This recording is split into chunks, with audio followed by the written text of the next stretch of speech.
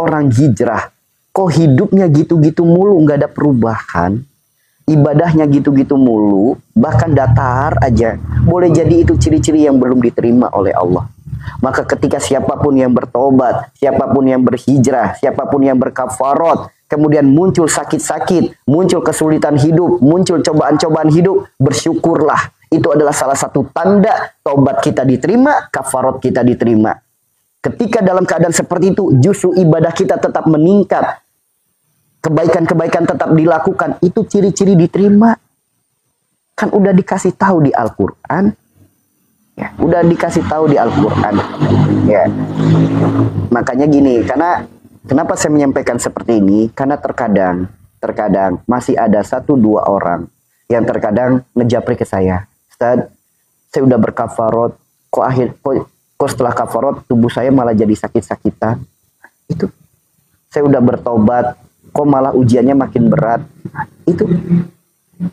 Makanya hayu, Al-Quran adalah pedoman kita. Al-Quran adalah petunjuk hidup kita. Hiduplah sesuai tuntunan Al-Quran. Maka apapun yang difirmankan oleh Allah Tuhan kita, pasti kita akan mengalami fase-fase itu. Kita akan mengalami step demi step. Kita akan mengalaminya. Itu justru harusnya bersyukur. Itulah tanda-tanda, ciri-ciri diterima taubatnya, diterima kafaratnya. Itu ciri-ciri. Ciri-cirinya seperti itu. Ciri-cirinya seperti itu. Maka ayo teman-teman,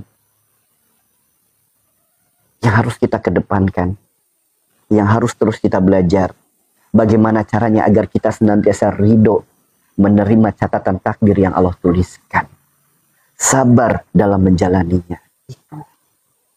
Bukankah Allah berfirman, wasta'inu bisabri wassalat? Apapun keadaan kita, ujian kita, kesulitan kita, kesempitan kita, penyakit kita, yang Allah perintahkan apa? Mintalah pertolongan kepada Allah dengan sabar. Sabar. Sabar teman-teman. Baju aja sabar. Baju, ya Allah, baju sedih. Ketika posisinya kotor gak dicuci-cuci. Sedih baju. Ya Allah, saya pengen bersih. Saya pengen dipakai oleh pemiliknya untuk sholat. Bajunya kotor gak dicuci-cuci. Sedih. Pelaku utamanya giliran lagi dibersihin, ngeluh. Ya. Pelaku utamanya giliran lagi dibersihin ngeluh. Dia nggak terima dengan fase pembersihan. Dia nggak terima. Emang situ siapa pengen pakai jalur khusus tanpa dibersihin? Ingat, harusnya kita bersyukur dengan adanya neraka. Kaget? Harusnya kita bersyukur dengan adanya neraka. Andaikan tidak ada neraka, bagaimana mungkin kita bisa masuk surga? Harusnya kita bersyukur dengan adanya neraka. Allah ciptakan neraka, kita harus bersyukur. Andaikan tidak ada neraka, bagaimana mungkin kita bisa masuk surga? Surga tempatnya orang yang baik. Surga tempatnya orang yang senantiasa beramal baik, bersifat baik, berperilaku baik, perbuatan baik. Gak ada dosa, orang yang bersih. Inilah tempatnya surga. Jika kita pendosa, apakah layak kita masuk surga? Bersyukur dengan adanya neraka. Alam di mana kita dibersihin. Alam di mana kita disikat. Kita dikucap. Kita dibersihin buah daripada dosa-dosa.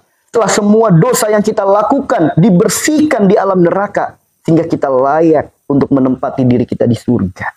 Makanya bersyukur dengan adanya neraka. Bersyukur dengan adanya ujian. Bersyukur dengan adanya cobaan. Bersyukur. Jika kita melakukan ketaatan lahir ujian. Itu ciri-ciri taubat kita diterima. Itu teman-teman. Kenapa? Bentuk cintanya Allah itu dengan ujian. Sedangkan bentuk cintanya makhluk itu dengan pujian. Lebih memilih yang mana? Mau dicinta Allah atau dicinta makhluk? Dicinta semuanya kan pengennya. Ya kalau kita ingin dicinta oleh Allah, cintanya Allah kepada kita itu dengan ujian. Cintanya Allah kepada kita itu dengan ujian, bukan dengan pujian. Maka ketika kita istiqomah dalam ketaatan, lahir sakit, lahir sulit, sempit, sengsara, menderita, di awal saja. Itu hanya fase awal saja, fase pembersihan. Ketika boleh jadi dosa kita terus bertambah, istighfar kita jarang. Namun di saat ada istighfar yang diterima, ada taubat yang diterima. Nah ini dampak dari dosa-dosa itu dikeluarkan. Sehingga Allah keluarkan segala yang kotor, segala yang buruk, segala yang tidak baik, segala yang mengganggu, segala asbab sakit, segala penyakit dalam tubuh kita. Allah keluarkan. Sok teman-teman, coba renungkan.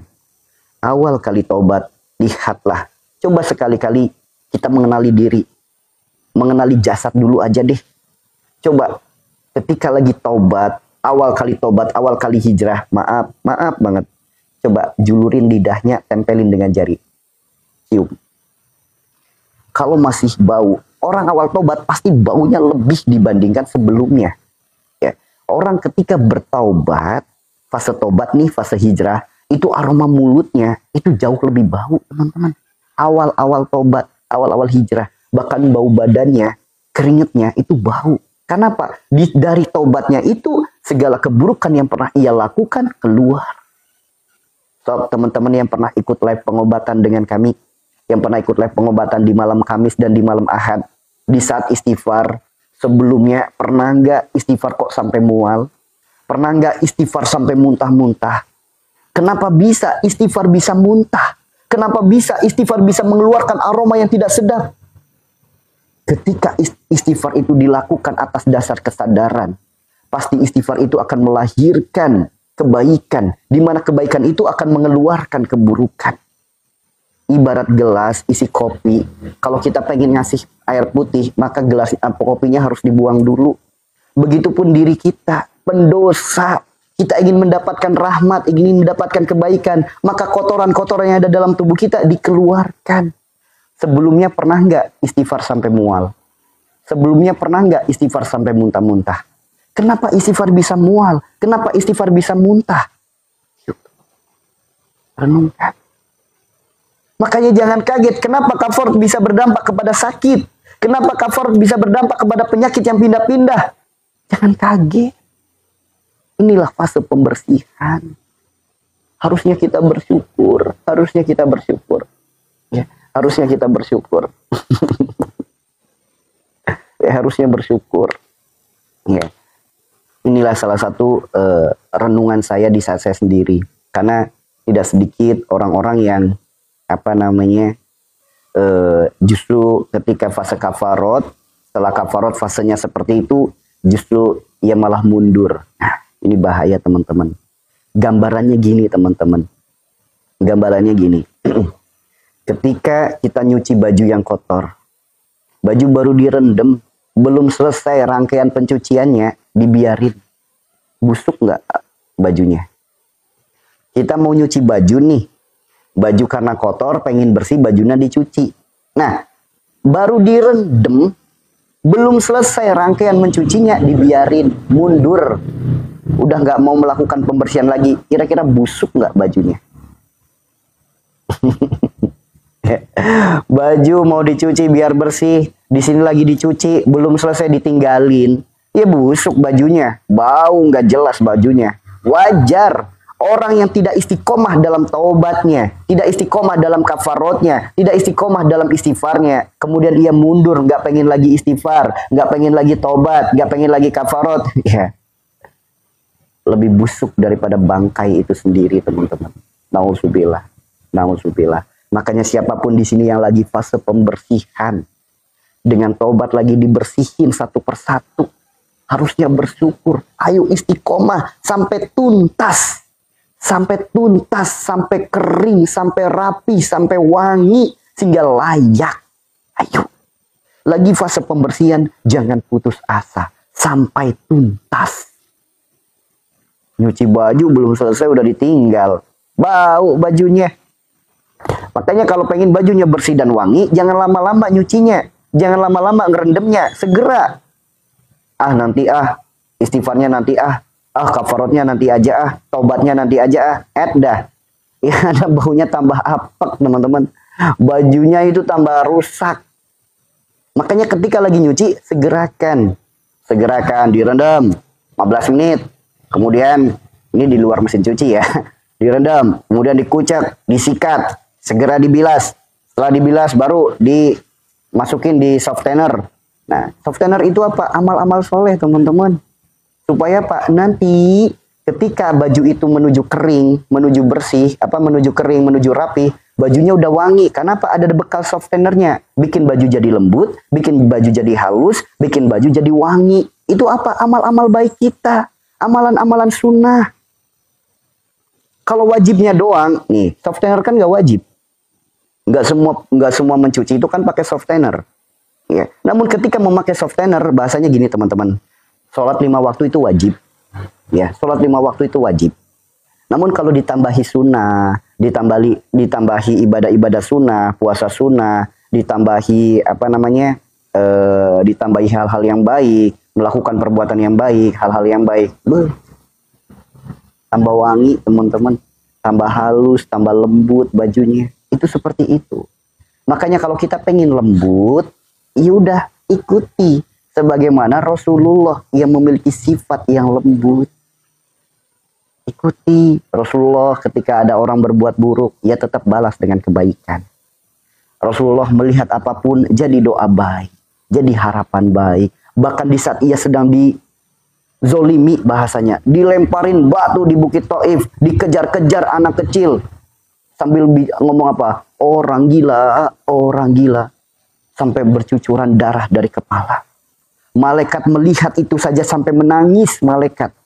Bahkan malaikat penghuni gunung, dia sampai bahasanya gini, ya Rasulullah, angkatlah kedua tanganmu, mohonkan kepada Allah agar aku himpit penduduk Taif.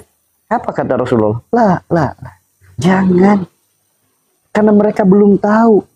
Saya doakan ya Allah, semoga kelak Bukit Taif, penduduk Taif, kelak menjadi orang-orang yang taat dalam agama. Orang yang taat kepadamu. Engkau makmurkan buminya. Lihat teman-teman. Lembut sekali hatinya. Di saat ada orang berbuat buruk kepada dirinya, justru ia mengharapkan kebaikan dan mendoakan kebaikan untuk orang tersebut. Ayo, yang seperti itu kita ikuti. Yang seperti itu diikuti. Diikuti. Waktunya umat Nabi pengennya dapat syafaat, tapi sifat-sifat Nabi gak pernah ada yang dicontoh, gak pernah ada yang ditiru. Lah gimana? Gimana tuh? Ayo. Pelan-pelan, sedikit demi sedikit. Ayo. Ya, pelan-pelan. Kita lakukan perubahan pelan-pelan, sedikit demi sedikit. Sedikit demi sedikit. Dan harus sabar. Sabar ketika sedang dicuci. Sabar. Karena sabar ini tidak ada batasan, teman-teman. Tidak ada batasan. Jika ada orang yang bilang, sabar sih sabar. Sabar ada batasnya. Orang yang rugi. Bagaimana mungkin sabar memiliki batasan? Sedangkan Allah yang membersamainya adalah Rabb yang maha tak terbatas. Innallaha ma'as sabirin. Sesungguhnya Allah bersama dengan orang-orang yang sabar. Bagaimana mungkin sabar memiliki batasan, sedangkan yang membersamainya adalah Rabb yang maha tak terbatas. Maka jangan batasi diri kita dengan Allah cuma gara-gara kita tidak sabar. Rugi teman-teman. Rugi. Ayo sabar. Kalau lagi dicuci sabar. Diterima. Karena nggak mungkin dicuci lama kalau kotorannya sedikit. Kalau kotoran dikit cuma noda doang, ibarat kata cuma debu doang, celupin air doang aja bersih. Nggak lama berarti nyucinya. Namun kenapa dicuci sampai lama? Ya karena ada kotoran yang membandel. Ada noda yang membandel. Makanya nyucinya lama. Wajar. Kenapa fase ini nggak segera berakhir? Ya karena adanya dosa yang terus-menerus kita lakukan di masa lalu. Tuh teman-teman. Paham ya di sini ya? Paham ya di sini? Maksudnya paham ya? Ya, paham kan?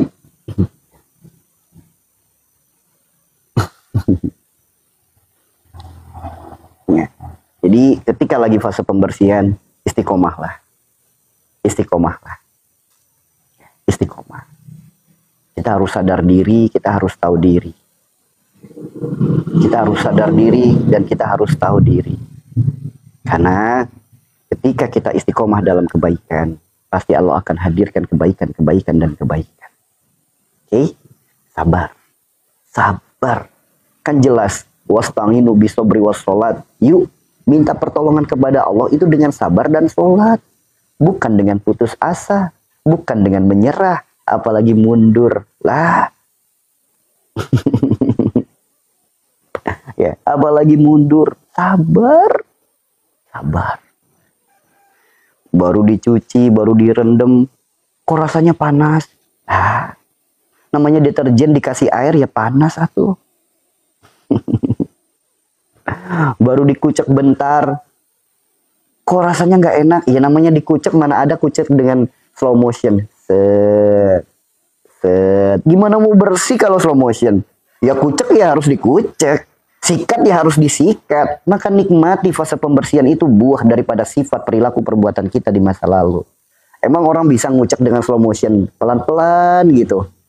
Jadi begitu melakukan istighfar, tobat, istighfarot, dibersihnya pelan-pelan gitu, dielus-elus. Ya enggak tuh dah. Ya dikucek, ya disikat, ya diperes. Diperes semuanya, harta bendanya diperes semuanya. Dibersihin. Boleh jadi ada yang dulu didapatkan karena apa? Mengambil hak orang lain. Boleh jadi dulu ada yang didapatkan karena apa? Karena riba dan lain sebagainya. Makanya diperes dulu. Ngalamin itu enggak? Yang sudah istiqomah dengan kafarot, ngalamin diperes enggak rizkinya? Ngalamin diperes enggak harta bendanya? Diperes teman-teman. Ya, alhamdulillah. Justru harusnya bersyukur ya. Kita bertobat, kita berkafarot, langsung dicuci. Oh, bersyukur banget harusnya. Harusnya bersyukur banget. Sampai habis. Tuh teman-teman. Sampai habis. Diperes. Bener-bener diperes. Teman-teman kalau lagi meres baju gimana? Pengennya apa? Sampai bersih, sampai kering. Iya enggak? Allah pun sama. Allah ketika lagi membersihkan kita diperes. Harta-harta yang dulu didapatkan yang enggak berkah. Apalagi yang enggak halal. Pasti dibersihin. Apalagi di situ ada harta yang didapatkan dari riba. Diperes teman-teman. Peres. Kayak wajar. Ketika awal tobat, awal kafarot diperes semuanya. Diperes. Namun hati-hati. Sisa rendeman pasti airnya akan kotor. Nah, air itu jika nggak segera dibuang, air itu akan mengotori pakaian yang lain. Bahkan menodai yang lain. Begitupun sama diri kita. Ketika bertobat, pasti akan berdampak pada pasangan, pada anak. Yuk, segera akhiri. Jangan sampai ketika sudah tobat, begitu datang warna lain dari pasangan, warna lain dari anak, akhirnya jadi berantem. Hati-hati. Hati-hati. Yuk, makanya hayu. Itulah kita senantiasa memohon kepada Allah. Ya Allah, hamba memohon kepadamu ya Allah. Bimbing hamba ya Allah, agar hamba senantiasa ridho menerima catatan takdir yang kau tuliskan. Dan bantulah hamba ya Allah untuk melewatinya. Dan jadikanlah hambamu yang kau cintai. Mohon kayak gitu. Kan jelas ayatnya apa itu? La yukallifullahu nafsan illa wus'aha laha makasabat wa 'alaiha maktasabat. Jelas. Allah tidak akan membebani suatu kaum melebihi batas kemampuannya. Jadi Allah ngasih ujian ke kita ya sesuai kadar kita. Sesuai kadar kita karena Allah anggap kita mampu. Ya, karena ujian ibu belum tentu saya mampu melewatinya. Ujian teman-teman belum tentu saya mampu melewatinya. Begitupun sebaliknya. Allah berikan kepada kita ya sesuai dengan kadar kita. Sesuai dengan kadar kita. Sesuai dengan kemampuan kita menurut Allah. Dan Allah hanya menghendaki kebaikan. Yakinlah jika ketaatan yang kita lakukan justru berdampak hal-hal seperti itu, Allah hanya menghendaki kebaikan. Yakinlah. Gak mungkin ketaatan berdampak buruk pada hambanya, itu gak mungkin. Ketaatan pasti akan melahirkan kebaikan. Meskipun fase kebaikan itu kita mengalami dibersihin dulu, dicuci dulu. Gak apa-apa, gak apa-apa. Mending dicuci sekarang daripada nanti dicucinya pakai air nanah, pakai air mendidih, dipanasin, di mana bahan bakarnya dari tulang belulang kita sendiri. Menyeramkan teman-teman. Mending selagi ada kesempatan hidup, yuk kita bersihin. Supaya nanti di sana dibersihinnya nggak berat-berat amat gitu. Selagi masih hidup, jangan sampai kita menyesal. Waktu hidup nggak pernah dibersihin. Sekalinya dibersihin di alam pembersihan, direndamnya pakai air nanah yang mendidih.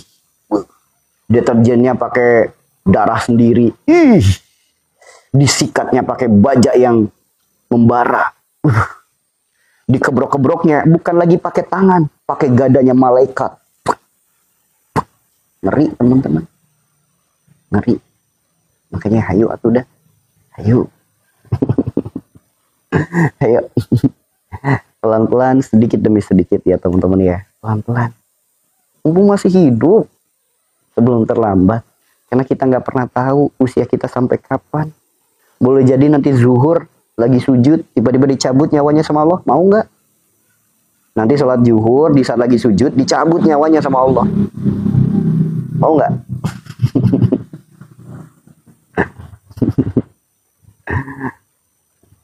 Ya, bismillah ya, pelan-pelan ya teman-teman ya, pelan-pelan.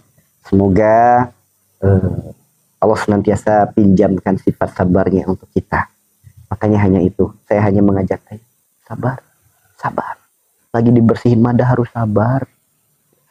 Orang baju dicuci, bajunya nggak sabar, pengen buru-buru dipakai, apa bajunya? Baju dicuci belum bersih, pengen buru-buru segera kering dipakai, apa bajunya? Ya, apek bajunya. Emang mau apek? Nanti kalau udah apek, wah bawanya sial, bawanya apes, rezeki sulit, sempit. Itu kalau apek kayak gitu. So, kalau apek nyaman gak dipakai? Gak nyaman kan? Bertemu si A gak nyaman, bertemu si B gak nyaman. Kalau bajunya apek gak nyaman. Ya, bismillah. Makanya inilah Allah tuh suka dengan istiqomah. Karena istiqomah itu gak mudah. Istiqomah itu gak mudah.